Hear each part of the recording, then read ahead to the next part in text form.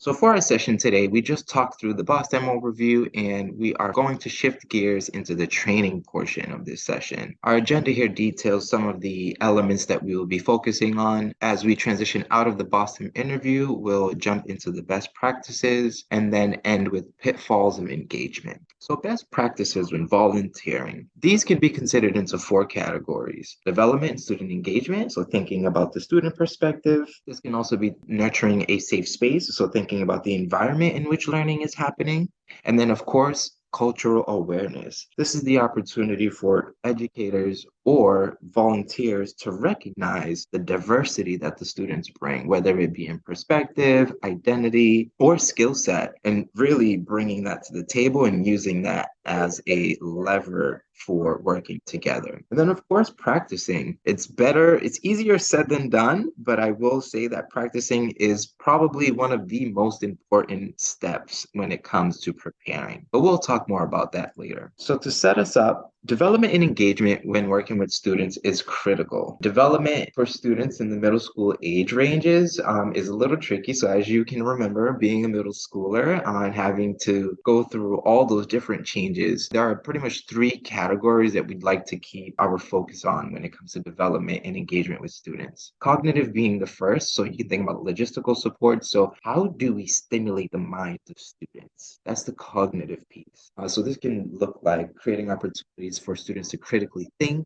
or to problem solve, whether it be on their own or in teams, giving them a sense of leadership and responsibility. That can look like giving them a title, rotating assignments or roles, responsibilities, things like that, giving students a sense of ownership, right? Creating a system where students are understanding that their contributions are important, building competence for our students, or just recognizing the existing competence that they have with STEM concepts and skills. And then, of course, the fun piece of STEM, right? Building that curiosity and really diversifying those experiences for students so that they can see the dynamics at play when working with STEM. The next category is social. So this is more focused on the interpersonal interactions. So student to student to adult, student to volunteer, those types of dynamics. And in here, we're really focused on status, understanding that students in the middle school age range are very much concerned about their identity. They are constantly comparing themselves, their work to their peers, older folks, adults, you name it. So really understanding the social component and paying respect to that is key for engagement. And then, of course, creating an opportunity for collaboration. We all don't know it all.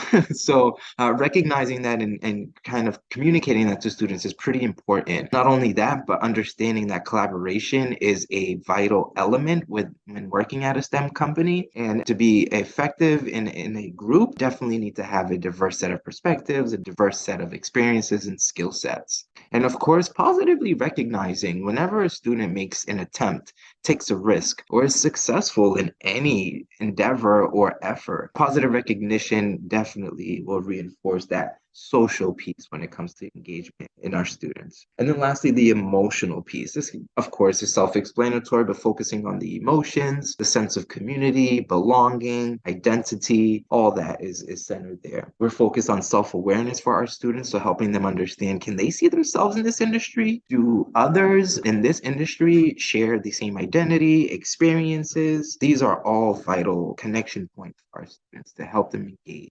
Also recognizing that failure is definitely a scary thing, but within the field of STEM, a growth mindset is a term that we're using or a concept that we're using to stray away from that sense of fear and having students understand that you're not going to know everything and that is okay. We are here to learn, and so having a growth mindset keeps your brain really strong where that you recognize that you can continue to learn something or better learn something within a growth mindset. And then, of course, safety and confidence. We always want our students to feel safe when they're learning, taking risks, and of course, feeling confident when they are on the right track, when they are thinking critically and are coming up with really, really creative solutions to problems. All these can kind of come together to create a very meaningful experience for middle school age students or students in general.